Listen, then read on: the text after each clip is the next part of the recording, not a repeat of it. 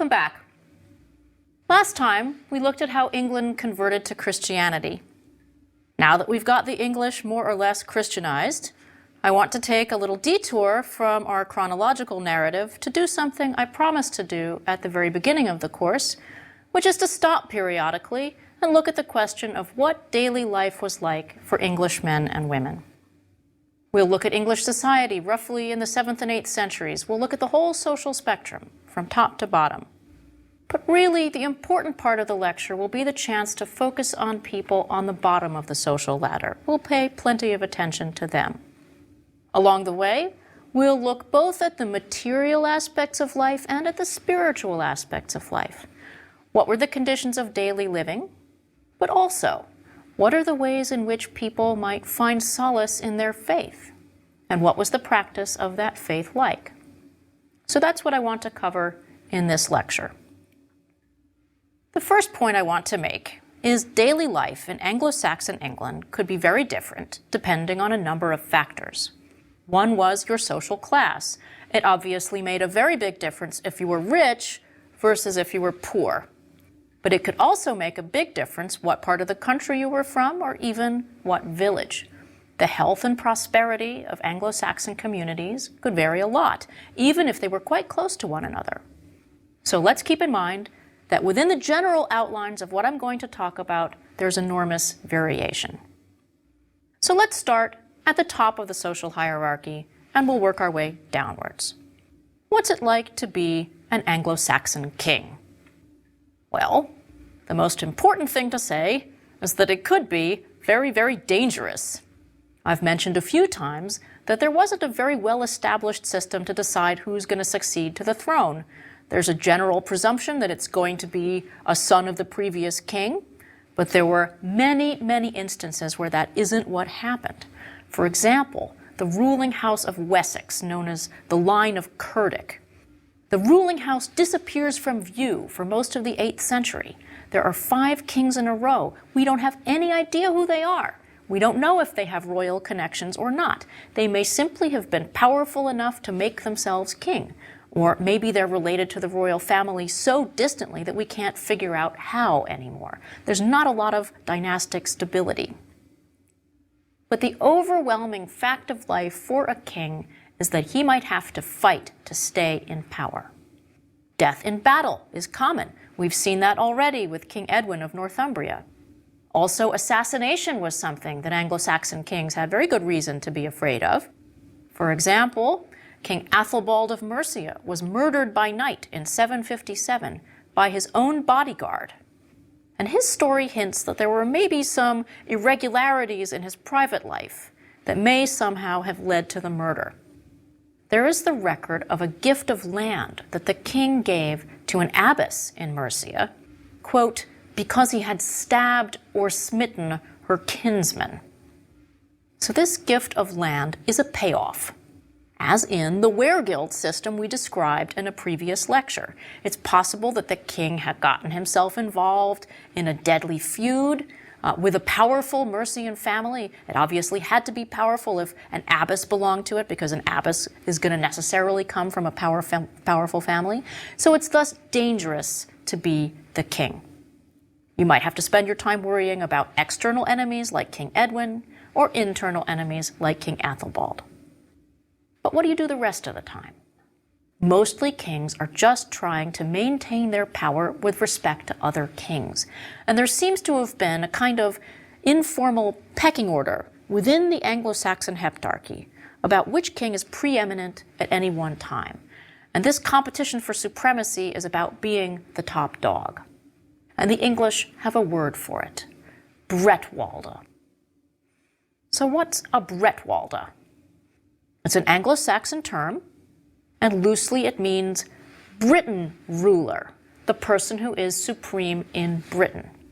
And in a later text, the Anglo-Saxon Chronicle, we have a list, and it supposedly contains all the Bretwaldas of this period, starting from the late 6th century and going down to the early 9th century. So what does it mean to be a Bretwalda? Now, people used to think that this is some kind of official office that kings compete for, a kind of acknowledgement. You are the most powerful king in Britain at the moment. But scholars don't really think this anymore.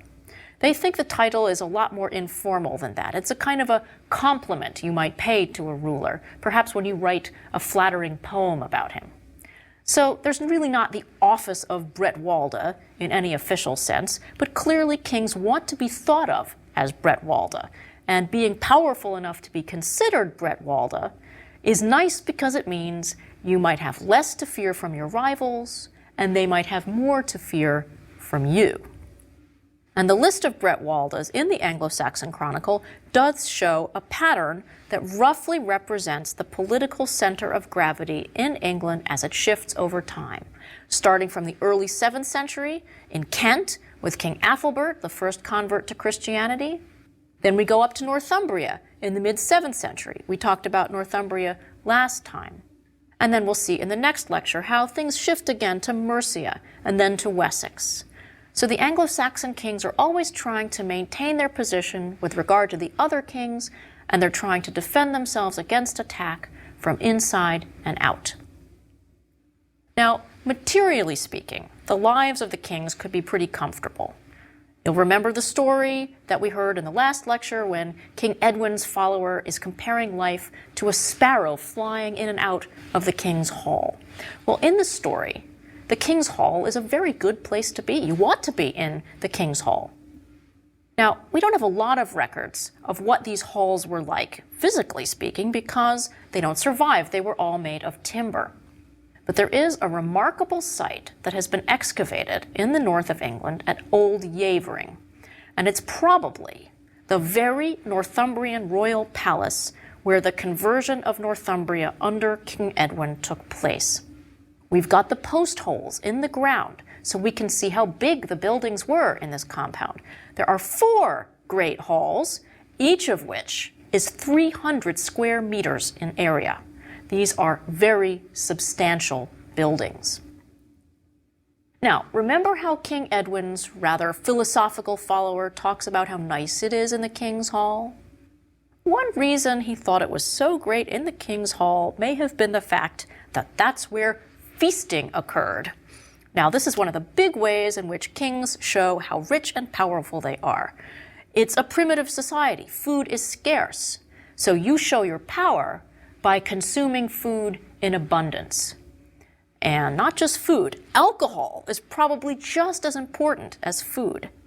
In Anglo-Saxon poems, queens are praised for being cupbearers. They were the ones who brought around the drink. They were dispensers of mead.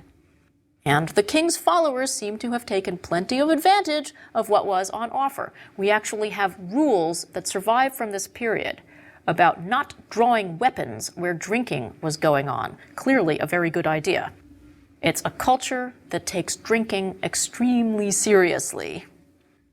But all of that display is expensive. How can the kings afford all this? By the period we're talking about, the kings have managed to organize their lands into territories that owe tribute. And each of these territories would have a tribute center where people would have to bring the produce that they owed to the king. Archaeologists have excavated one of these tribute centers in Mercia at a place called Higham Ferrers in Northamptonshire. It had various buildings for gathering in different kinds of foodstuffs. It had a cattle enclosure for livestock. If what you owed the king were cattle, you could bring them there and they would go into the enclosure. There were ovens, there was a mill, and there were also residences for a small permanent staff.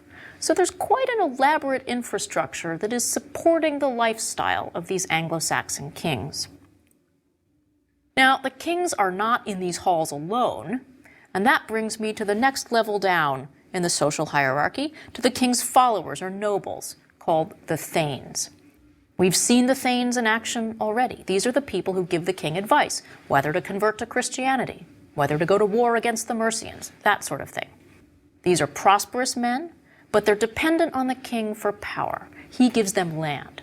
So life for them could be as precarious as it was for the kings themselves. They're subject to the same dangers of military campaigns that the king is. That's the reason that he gives them favors. He wants them to be soldiers. And thanes have to travel just like kings, Quite often they have more than one estate that they have to worry about, so they would be itinerant. They would travel from one estate to another, and at each estate they would check on how things were going with the agricultural labor on the estate, and they might eat up some of the produce at the same time. It was probably a very busy, very anxious time for the people living on the estate when the Lord shows up periodically to check on them. So, basically the lifestyles of kings and lords are similar, and they're supported by people at the bottom of the social hierarchy. So let's talk now about the people who are working hard to pay for the people at the top, because kings and lords are a very tiny proportion of the population. What about those workers on the estates? Many of them were slaves. I've mentioned this is a hierarchical society. It's a society very comfortable with the institution of slavery. A lot of these estates owned by the nobles would be worked by slaves under the supervision of a reeve, who was basically an overseer. Nobles have reeves on their estates just like kings, and the life of a slave under these reeves could obviously be very harsh. And slavery is something that can happen to almost anyone. If you fall into the wrong hands in war, if you're hit by hard times, you might end up a slave. But slaves are never the majority of the population. Most of the people are rather humble, free farmers. They spend all their time raising crops and livestock. They might owe tribute, but they're also working for themselves. And these people are known as churls. Now, we have a word churl in modern English. It's not a nice word. To call someone churlish is not a compliment. It can mean coarse or rude, inappropriate, that sort of thing. Really, the word churl, as we use it in modern English, is kind of a fossilized record of social snobbery, because people at the top of society tend to associate people at the bottom of the society with everything negative. But what's it like for these farmers? I don't think we'll call them churls, it's just too confusing. They mostly live in fairly small villages, between a couple of dozen and a few hundred people. And again, we don't have a whole lot of evidence of what their houses were like, but we do have post holes and we do have aerial photography, that sort of thing. They mostly built long houses of timber, and they're made somewhat waterproof by wattle and daub. Wattle and daub is the fancy archaeological term for mud and sticks, basically. They use those to make the houses a little bit more impervious to the elements. Now, these long houses could be quite large, as big as 16 by 7 meters. That's quite a reasonable footprint. They also built more specialized buildings, sheds for storage, workshops, that sort of thing. So they can be reasonably well housed, many of them. Now, almost all of their effort would have to have been spent making a living out of the soil. And one basic fact about farming in this period is technology is very primitive. They can't plow a very deep furrow. They don't have horse collars. And this means they can't take the best advantage of the traction of their animals. They also don't have a very effective system of crop rotation. At this period, they basically have a two-field system. They would put a crop in the field one year, they would let the field lie fallow the next. And this means only half their land is in productive use at any one time. They also don't have very effective fertilizers. Really, the best fertilizer they have is animal manure. But there's a chronic shortage of that because livestock are scarce. It's expensive to maintain livestock. You have to feed them over the winter. You have to set aside hay for them. And so that means you don't have an excess of livestock, that you don't have enough manure, perhaps, to fertilize the fields. It can be kind of a vicious cycle. And it means that crop yields in this period are extremely low, and many Anglo-Saxon communities are hovering on the brink of starvation a lot of the time. We're really talking about subsistence. But we have evidence from Anglo-Saxon cemeteries that the fate of these communities could vary quite a lot. Archaeologists have done a lot of work on these cemeteries. They've analyzed the human remains in the cemeteries, and they've been able to tell quite a lot about the health of the population in the settlements from which the people came. Some cemeteries show signs of serious stress on the population. If you analyze the teeth and bones in these burials, you can see signs of overwork, signs that people have had to carry heavy loads or pull heavy burdens, maybe a plow, for example. There's also a lot of evidence for bone fractures, some of which have healed badly. The people with these fractures, some of whom lived many years after the injury, they must have been in constant pain for years. Now, scholars figure that most of these injuries probably came from farming accidents. Farm work can be very dangerous. You also see signs of disease, arthritis, various vitamin and mineral deficiencies. This would indicate that the people are not getting a varied enough diet. So it could be very difficult, it could be very painful to live in Anglo-Saxon England. On the other hand, there are cemeteries where a lot of the residents of that particular settlement seem to have lived healthy lives to a ripe old age. It's not true that there were no old people in the Middle Ages. What could account for these disparities? There are several possibilities. One is that in a society that's almost completely dependent on agriculture, it matters a lot where you settle. The fertility of the soil can vary, and that can have a huge impact on the health of the community. Broadly speaking, it's going to be a better life in the lowland plains where it's easy to farm than it's going to be in the rocky north and west. But these differences have even been seen in communities that were relatively close together. Soils can vary a lot, even in a relatively small area, so that's one possibility. Another possibility is simply bad luck. A community might be hit by an outbreak of disease and it might never recover. All over England, there are signs of villages that were abandoned. And this happens right throughout English history. Settlements might reach a tipping point where it's simply no longer viable for people to continue there. So, while there are some fortunate exceptions, I think it's fair to say that for the vast majority of Anglo-Saxons, life can be, if we want to paraphrase Thomas Hobbes, it can be kind of nasty, brutish, and short.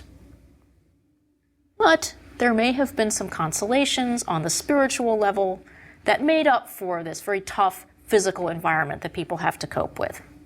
So here I want to turn, for the remainder of the lecture, to what religion may have had to offer to the Anglo-Saxons, and we'll pick up here on what we talked about in the last lecture. At that point, we talked about conversion as a top-down process. We talked about how the decision of the king to convert to Christianity sets the tone for the rest of society. Now, of course, the first people to convert are the king's followers, the thanes, but then they take Christianity out to their estates. But it does take a while for the new faith to trickle down to the people on the bottom of the social hierarchy. And we have good reason to wonder how Christian the people are who have officially embraced Christianity.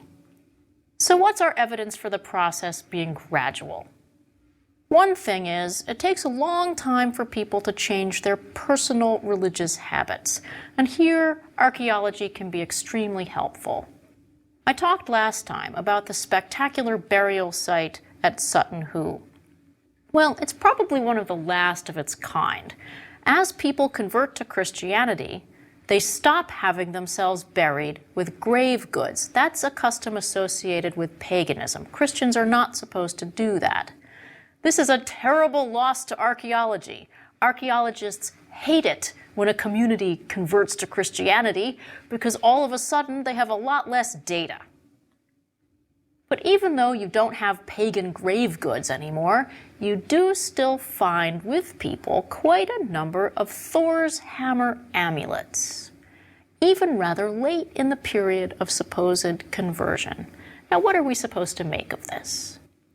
Does it mean that there are still quite a few hardcore supporters of Thor around? Or does it mean these objects are traditional? People don't want to stop wearing them. Maybe their grandfather gave it to them. Regardless, I think it tells us that there's a long period when there's still some fluctuating going on in religious identity. Certainly not everybody is 100% Christian the way the missionaries might like to see them. Now, another way you can tell that there's a lot of paganism surviving is in some of the magical charms that survive. These are in manuscripts from quite a bit later in the period. So if you still have them preserved later on, it's probably even more the case that they're common in this early period we're talking about now. Now, these are a little bit similar in a way to the curse tablets that I talked about from Rome and Bath. These are ways of dealing with a situation that you can't cope with otherwise. You're calling on some sort of supernatural force to help you deal with a problem, often a health problem. In this case, in the case of these charms, what you get really is an instruction booklet to deal with your specific problem. And sometimes these charms contain a very endearing mixture of the new faith and the old. And I've got a great example of this for you. This is from a mid-10th century medical manuscript called Bald's Leech Book. And it gives you two choices of what to do to cure a horse or a cow who was shot by an elf. I bet you've always wondered what you're supposed to do in that situation. Well, you've got two options. Here's the first. If a horse or other cattle is elf-shot, take dockseed and Scottish wax, and let a man sing 12 masses over them, and put holy water on the horse or cattle. Have the herbs always with you. So that's option one. You can also try option two. For the same affliction, take an eye of a broken needle, give the horse a prick with it in the ribs. No harm shall come. All right, problem solved. Now, I think there's a wonderful mixture in this of pagan magic, but also a kind of a respect for Christian symbols. You've got holy water, you've got masses. Now, one gets a sense that the Anglo-Saxons are just happy to add some new Christian elements into the repertoire. They're not necessarily going to throw the baby out with the bathwater. This is along the same lines, I think, as King Radwald and his temple that mixes pagan and Christian worship in one location. Now, one reason I think that the Anglo-Saxons are comfortable mixing paganism and Christianity is that they don't really see them as all that different. Now, this might seem a rather startling proposition. It certainly would have distressed some of the churchmen of the time, but there can often be a pretty big divide between the way a religion is preached by clerics and the way it's experienced by the laity.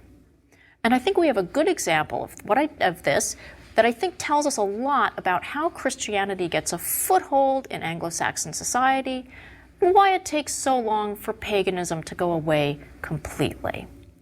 I want to talk for a moment about an object. It's called the Franks casket. The name of the object is confusing. It doesn't have anything at all to do with the people called the Franks, the people who lived in Gaul and gave their name to the kingdom of the Franks.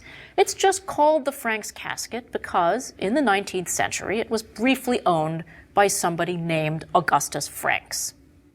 Now, what it is a small ivory box. It's only 229 millimeters long and 129 millimeters high.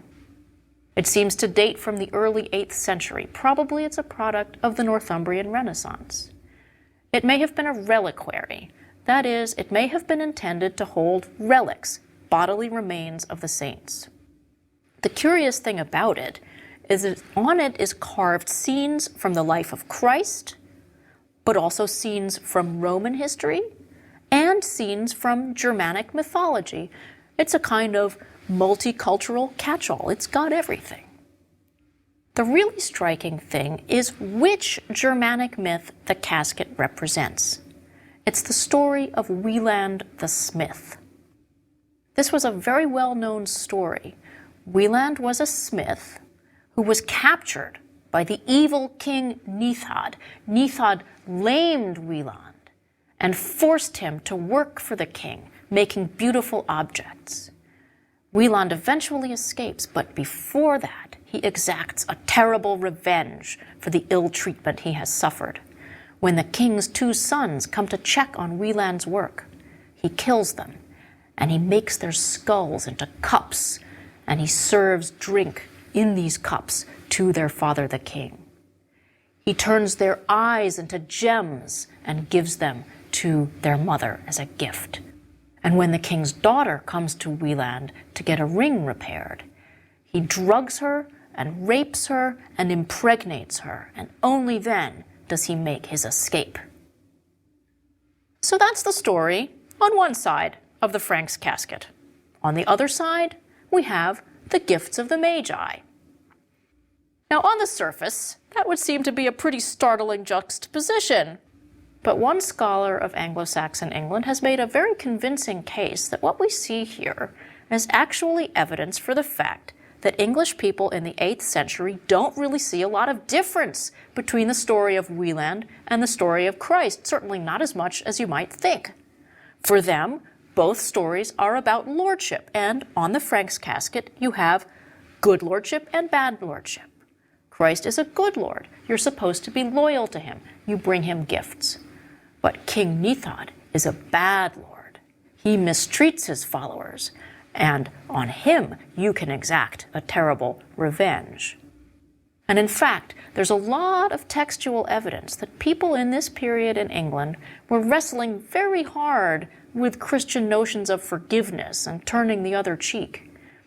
And they were pretty much concluding that that was a part of the Bible that you didn't have to take literally. In other words, they're taking Christianity and they're adapting it to fit the warrior ethos that they're used to. And this makes it a lot more palatable for them to accept Christianity. So that's some of the evidence that the acceptance of Christianity is gradual and that the kind of Christianity people practice is very much influenced by their existing culture. Now, one big reason why the Christian faith doesn't make faster progress is that it's just very difficult to create the kind of infrastructure you need in a big area like England when it's overwhelmingly rural. It's hard to set up a network of churches that is going to cover the whole country. That is going to take a very long time. English church leaders take a rather sensible approach to the problem of covering so much territory. Rather than attempt the task of building little churches in every tiny village, they would never have managed that. Instead, they encourage the building of larger churches, known as minsters, that would serve a rather extensive area round about. They'd be staffed by several priests at least. Sometimes these priests were following a religious rule. They were monks. Sometimes not. It varied. But these priests would take it in turn to make a circuit of the surrounding area to minister to the people. Now, the problem with these minster churches is that there isn't one overarching plan for the whole country. There isn't even one whole plan for a diocese. They're very ad hoc. The coverage could be uneven. If you're lucky, you live near one. If you're not, you might have no church that you could reasonably get to on a regular basis. So some people have very abundant religious provision, others have none at all. But despite the lack of a well-planned and extensive infrastructure, the Anglo-Saxon Church does seem to have produced its share of saints, and their biographies demonstrate that they're very revered by the lay faithful. For example, the life of St. Cuthbert. He lived in the late 7th century. The life of St. Cuthbert talks about people crowding around visiting clerics whenever they appear in a village. There are stories of miracles that the saints perform, and in these miracles, you see the whole social hierarchy represented, from top to bottom, everybody involved in the practice of the faith. And monasteries are very numerous in Anglo-Saxon England, and that means that people are supporting them financially. They couldn't have existed otherwise. Monasteries are founded on lands given to them by kings or nobles, but the humbler sort of people, they are also supporting monasteries by giving alms when they visit them on pilgrimage. These monasteries are sometimes just for men, sometimes just for women, but there's also this very distinctive form of monastery in England called the double monastery, which is for monks and nuns ruled by an abbess. And we've already encountered one of these. This is the great double monastery at Whitby, ruled over by Abbess Hild, where the Synod of Whitby took place. Some of these monastic communities were large, many were tiny, but all of them depended on the support of the lay community. And the success of Anglo-Saxon monasticism is certainly proof that the Christian faith, however people choose to believe in it, however they choose to practice it, it had struck deep roots by the end of the 7th century in England. People believe it's worth supporting. So, to sum up what we've covered today, life in Anglo-Saxon England varied depending on where you are on the social hierarchy and where you are physically, what community you live in. It could be harsh, it could be often violent, particularly for the people at the top who are playing for the biggest stakes. But the Christian faith does give people in Anglo-Saxon England a meaningful frame of reference. It penetrates their lives to an increasing degree, and it probably gives them some spiritual consolation for the material privations that they suffered. And they were going to need all the solace they could get, because England was about to be invaded. And we'll meet the new invaders next time.